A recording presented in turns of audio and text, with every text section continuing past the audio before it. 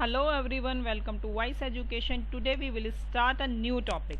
आज हम लोग कुछ क्वेश्चंस के बारे में डिस्कस करेंगे and these questions are based on the cell discovery and cell theory. Cell discovery और सेल थ्योरी की वीडियो मैं अपलोड कर चुकी हूँ, आप लोग जा करके देख सकते हैं और उसी से रिलेटेड क्वेश्चंस है। हालांकि क्वेश्चन बहुत डिफिकल्ट नहीं है, लेवल बहुत ज़्यादा नहीं होता क्योंकि उसमें सिर्फ सेल की डिस्कवरी और सेल की थ्योरी के बारे में ही मेंशन है। सेकेंड थिंग ये कि कई बार क्या होता है कि हम लोग क्या करते हैं, बहुत एडवांस पढ़ते पढ़ते बेसिक चीज़ों को भूल जाते हैं, लेकिन कई बार बहुत ही बेसिक से क्वेश्चन आ जाते हैं आपके कॉम्पिटिटिव एग्जाम में भी, प्लस आपके टर्म्स में भी, जो कि आपके स्कूल के एग्जाम होते हैं, इवन बोर्ड में भी। ठीक है, तो कई बार बहुत ही बेसिक सी चीज़ें पूछ लेते हैं, तो उसी से के रिगार्डिंग जस्ट फॉर रिविजन के लिए कुछ क्वेश्चन मॉडिफाई करके भी दे देते हैं कि इससे रिलेटेड आप साइंटिस्ट का नेम बताइए या फिर कुछ कैरेक्टरिस्टिक हैं वो सेल थ्योरी से रिलेटेड है या नहीं है। तो ये सब हम इसमें के अंदर अच्छे से डिटेल में डिस्कस करेंगे। इवन अगर आपको बहुत डिटेल में देखना है कि सेल की डिस्कवरी किसने की थी, किस तरह से की गई थी, या सेल थ्योरी के कौन कौन सी कैरेक्टरिस्टिक है, उसके मेन पॉइंट्स कौन से होते हैं, तो वो क्या आप लास्ट वीडियोस में देख सकते हैं। Okay, let's start the first question of the cell का हम लोग MCQs बेस्ड हैं ये क्वेश्चन सारे, क्योंकि मोस्टली जो रहता है अब जो चेंज हो गया है, मोस्टली कॉम्पिटिटिव एग्जाम में भी आपके MCQs आते हैं, प्लस डिटेल में अगेन अगर आपको देखना है तो आप लोग वीडियो भी देख सकते हो। First is the dash is credited with being the first scientist to observe cork cell. इसका मतलब हुआ कि सबसे पहले जो साइंटिस्ट थे, इनमें से कौन से साइंटिस्ट थे जिन्होंने ऑब्जर्व की थी कोर्क सेल, और रियल में देखा जाए तो सेल की डिस्कवरी किसने की थी। तो इसके अंदर कौन सा है, लुईवेन हुक है। लुईवेन हुक ने सेल की डिस्कवरी की थी, लेकिन कोर्क सेल की नहीं की थी। उन्होंने स्टार्टिंग में जो सबसे पहले की थी कोर्क सेल की, वो किसी और साइंटिस्ट ने की थी। तो लुईवेन हुक ने क्या किया था, इलेक्ट्रॉन माइक्रोस्कोप की हेल्प से उसकी इंटरनल स्ट्रक्चर के बारे में देखा था, सेल के बारे में। स्लाइडन और स्वान ने सेल थ्योरी दी थी, तो जो इसका आंसर होगा वो होगा रॉबर्ट हुक। तो रॉबर्ट हुक ने क्या किया था, सबसे पहले सेल की डिस्कवरी की थी। इन्होंने इसको टर्म भी दी थी, सेल जो है जिसका कि नेम होता है, जो कि लैटिन वर्ड से लिया हुआ था, सेलस है, जिसका मीनिंग होता है शॉर्ट रूम।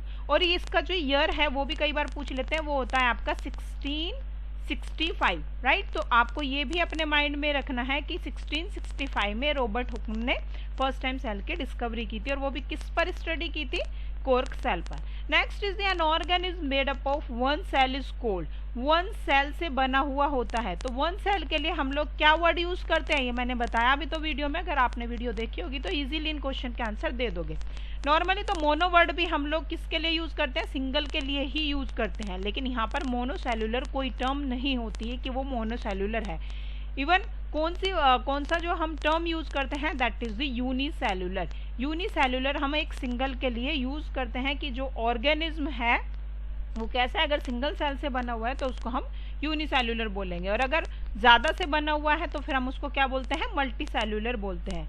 यूकैरियोट्स आपके किस से रिलेटेड है, यानी कि जो बहुत ज़्यादा डेवलप होती हैं सेल्स, उसको हम लोग यूकैरियोट्स बोल देते हैं। Next is the which statement is a part of cell theory. इनमें से ये बताना है कि जो स्टेटमेंट है वो सेल थ्योरी का पार्ट है। First is the pre existing form new sales, यहाँ पर आएगा प्री एग्जिस्टिंग सेल, ठीक है, कुछ चीज मिसप्रिंट हो गई। Pre existing cell form new cells. Bacteria are prokaryotic cells, bacteria are prokaryotic cells. Third is eukaryotic are complex organism and humans are multicellular. अब आपको बताना है कि इसमें से कौन सा आंसर बेस्ट है सेल थ्योरी के रिगार्डिंग, कौन सा स्टेटमेंट सेल थ्योरी में दिया गया है। बैक्टीरिया जो होती है वो प्रोकैरियोटिक सेल है, राइट, ये सही है, लेकिन सेल थ्योरी में ऐसा कुछ मेंशन नहीं किया गया था। सेल थ्योरी के अंदर हमने क्या क्या पढ़ा हुआ है, हमने पढ़ा हुआ है प्लांट और एनिमल्स जो होते हैं वो किससे बने हुए थे, सेल से बने हुए होता है। सेकेंड थिंग क्या थी कि जो प्री एग्जिस्टिंग सेल है वो क्या होती है, नई सेल से डेवलप होती है, ठीक है। तो ये पार्ट जो है ये आपका सेल थ्योरी का है, तो इसका आंसर क्या हो जाएगा कि जो प्री एग्जिस्टिंग सेल होती है वही नई सेल का फॉर्मेशन करती है, इसका मीनिंग ये है। या फिर new cells developed from the pre existing cell, और इन केस ये भी आ सकता है ओमनी सेलुलर ई सेलुलर, ठीक है। अब वो किसने दिया था वो हम आगे देखते हैं क्वेश्चन में। Cell theory states that, again दूसरे टाइप से भी आ सकती है कि जो सेल थ्योरी है उसके अंदर क्या स्टेटमेंट है। एक तो ये हो गया है आपका, दूसरा है cells are the basic building block of life, cells are microscopic, cells are very simple structure, cells are very complicated structure. या कॉम्प्लिकेटेड क्या होती है, या तो सिंपल होती है, कॉम्प्लिकेटेड होती है, या फिर माइक्रोस्कोपिक होती है। तो ये सभी रॉन्ग है, आपका सही आंसर हो जाएगा A. Cells are the basic building block of life, यानी कि प्लांट और एनिमल्स किससे मिलकर बने हुए होते हैं, सेल से मिलकर बने हुए होते हैं। और जब वो सेल से मिलकर बने हुए होते हैं तो क्या होगा कि सभी जितने भी हैं आपके एनिमल्स और प्लांट की, अगर हम ऑर्गेनिज्म की बात करें तो वो किससे बने हुए होंगे, सेल से। फंडामेंटल यूनिट आपकी सेल होती है। ये थ्योरी के कुछ स्टेटमेंट है, आप लोग देख भी सकते हो। What type of organism does the cell theory apply to, इसका मतलब है कि कौन से ऑर्गेनिज्म है जो कि सेल थ्योरी के अंडर आ सकते हैं, मतलब जिस पर हम लोग अप्लाई कर सकते हैं सेल थ्योरी को, क्योंकि उसका एक एक्सेप्शन भी है। उसका एक्सेप्शन क्या है, एक्सेप्शन है, यानी कि जो उसको फॉलो नहीं करता, तो वो क्या है आपका, वो होता है आपका वायरस। मैंने इसी में बता दिया, हो सकता है क्वेश्चन भी आगे हो। तो इसमें दिया हुआ है कि एक तो है आपका bacteria, second plant and animals, multicellular organism और ऑल ऑफ द अबव। तो ये सारे ही क्या होते हैं, इन सब के अंदर सेल प्रेजेंट रहती है, तो सभी सेल से बने हुए हैं। तो मीन्स क्या होगा, इसका आंसर हो जाएगा आपका ऑल ऑफ द अबव, यानी कि ये इसका आंसर करेक्ट होगा कि सेल थ्योरी इन पर अप्लाई हो सकती है। This scientist was the first to identify cell and name them, और उसको नेम किया था। अभी हमने दोबारा से वही क्वेश्चन है, मैंने बोला था कि क्वेश्चन बस ट्विस्ट करके दिए हुए थे, आंसर सबके सेम ही होंगे। ये हो गया आपका रॉबर्ट हुक, जो अभी हमने डिटेल में डिस्कस भी कर लिया। नेक्स्ट जो है that is the it is possible for the beginning of the life of organism, ये पॉसिबल होता है, यानी कि जो लाइफ की शुरुआत होती है वो इससे होती है। देखो अगर नॉर्मली हम लोग देखें कि फर्टिलाइजेशन वगैरह की बात कर रहे हैं, तो हम लोग जाते हैं आंसर में किस पर, जाइगोट पर, कि जो जाइगोट होता है आपका, जाइगोट जो रहता है वही क्या करता है, वो सेल का फॉर्मेशन स्टार्ट होता है। लेकिन हम सेल के रिगार्डिंग अगर देखें तो जो जाइगोट है वो भी क्या है, एक सेल ही है। तो स्टार्टिंग किससे होती है, जो बिगिनिंग होती है वो सेल से होती है। तो अगर आपको दोनों ही ऑप्शन दिए हुए तो आप जाइगोट से करोगे, लेकिन अगर सेल के रिगार्डिंग क्वेश्चंस पूछ रहा है, आपको लग रहा है कि ये सेल से रिलेटेड पूछ रहे हैं, तो आप उसमें सेल लगा दोगे, क्योंकि जाइगोट भी एक सेल ही है, राइट। तो जो जिसके अंदर एक तरह से एसेक्सुअल रिप्रोडक्शन होता है, उसके अंदर क्या होता है, जाइगोट फॉर्म नहीं होता, उसके अंदर क्या होता है, फिर आपका सेल ही होता है। क्लियर। तो इस तरह से आपको आंसर को भी देखना है कि हमें सबसे बेस्ट कौन सा लगाना है। Who propose the cell theory, cell theory किसने दी थी, इसमें साइंटिस्ट के नेम है आपकी, किसने दी थी, स्वान एंड स्लाइडर ने। सिंगर एंड निकोलसन जो है वो किसके लिए होता है, आप लोग पढ़ोगे जब हम लोग प्लाज्मा मेम्ब्रेन डिस्कस करेंगे।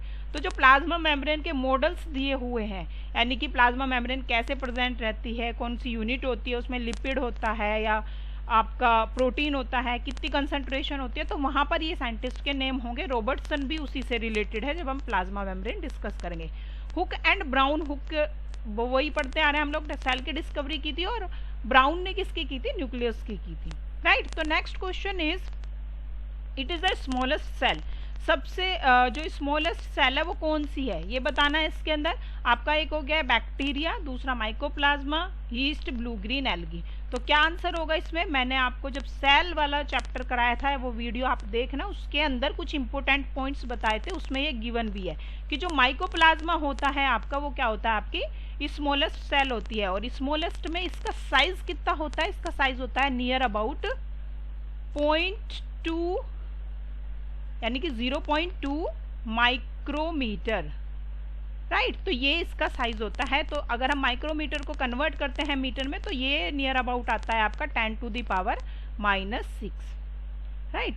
तो इसकी जो सेल का साइज है वो काफी कम होता है। Who mentioned the cell had a thin layer around them, उसके चारों तरफ थिन लेयर होती है, ये किसने बोला था, ये बोला था स्वान ने, ठीक है। ये स्वान ने बोला था कि जो बाहर है उसके ऊपर एक कवरिंग होती है, और वो कवरिंग एक्चुअली में क्या होती है, that is the plasma membrane. Next is the which is the biggest animal, biggest animal कौन सा है, बिगेस्ट एनिमल क्या होगा आपका, ऑस्ट्रिच एग, राइट। तो हमें पता है पहले से ही ऑस्ट्रिच एग है, हैंस एग है, या फिर आपका पीपीएलओ और माइकोप्लाज्मा। कई बुक में पीपीएलओ और माइकोप्लाज्मा को एक ही नेम देते हैं, क्योंकि पीपीएलओ भी उसी का नेम होता है, प्लूरोन्यूमोनिया लाइक ऑर्गेनिज्म।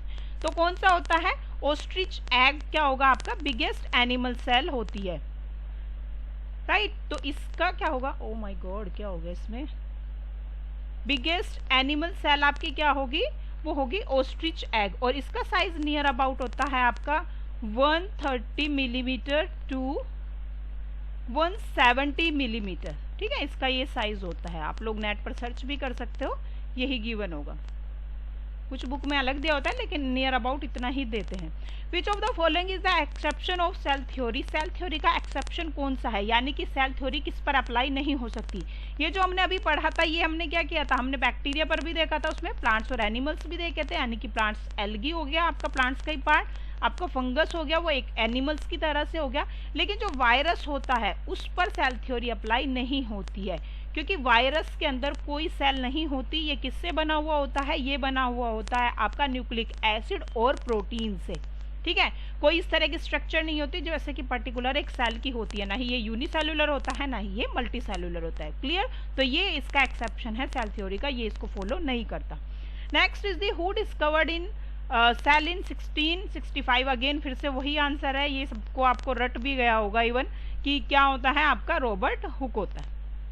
ठीक है, हु डिस्कवर्ड न्यूक्लियस इन 1831? ये क्वेश्चन भी कई बार पूछा जाता है और इसको आपको ध्यान भी रखना है कि इसका ईयर कौन सा है, 1831, और जो साइंटिस्ट है वो है आपके रॉबर्ट ब्राउन। रॉबर्ट हुक और रॉबर्ट ब्राउन है, बच्चे मोस्टली कंफ्यूज हो जाते हैं कि हमें रॉबर्ट हुक लिखना है। ध्यान रखना ये सेल के लिए वो है, ठीक है, जो अभी हमने ऊपर पढ़ा भी है, और ये है किसका, न्यूक्लियस के लिए। तो ये कुछ क्वेश्चंस थे जो कि आपके सेल थ्योरी है उसकी डिस्कवरी पर बेस्ड है। इसी तरह से जो भी टॉपिक हम कराएंगे तो उससे रिलेटेड जो भी क्वेश्चंस होंगे या जो आए हुए हैं कुछ कॉम्पिटिटिव एग्जाम में या फिर आपके कोई एग्जाम स्कूल के एग्जाम्स में जो मोस्टली पूछे जा सकते हैं उससे रिलेटेड क्वेश्चन, तो वो हर बार हम इसी तरह से डिस्कस करेंगे। आई होप आपको वीडियो अच्छी लगी होगी। अगर आपको वीडियो अच्छी लगी है तो प्लीज़ इसको लाइक कीजिए और अपने फ्रेंड्स को भी शेयर करना। Thank you so much, take care and bye bye.